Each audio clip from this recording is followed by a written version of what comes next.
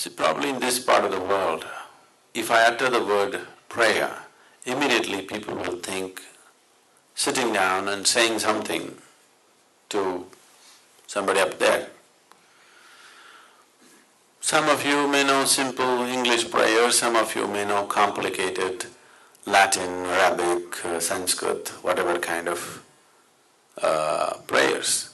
But essentially, prayer unfortunately has been understood as a way, like it's some kind of a long-distance call. Prayer is not an act, it's a certain quality that you bring into your life. In somewhere in 1860s, certain missionaries came to central part of India, which is now called as Madhya Pradesh, and they were scouting the tribal districts because that is where the potential conversions are there.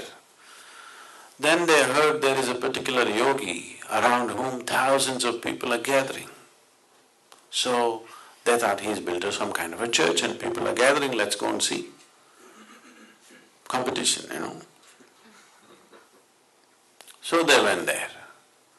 When they went there, they couldn't believe this. There was no church, there was not even a home. The yogi was just sitting under a tree. All he had was a loincloth, bare-bodied. He was just sitting there. Somebody who looks like he's not worth anything. Then they got a little encouraged. Okay, this is not much of a competition. But then they found hundreds and thousands of people gathering around him. Then they were amazed, oh, what's happening here? He must be having some kind of power.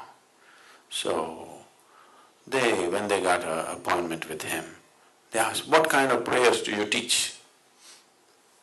Then he looked at them and laughed, said, oh, you are men of cloth, you are men of prayer, aren't you? You have done much prayer obviously in your life. Today, you just see some prayer. Don't do it, just see it. I said, how can we see prayer? He said, just watch me now. And he took some vegetables and started cutting. He said, this is my prayer, just watch it, quite carefully watch it.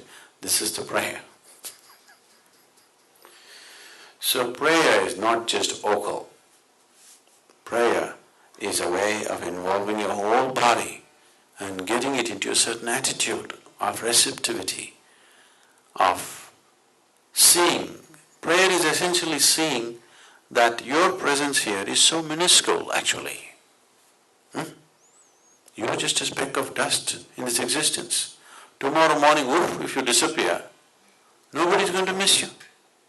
A few people around you will cry for 3 days and then they'll forget about you.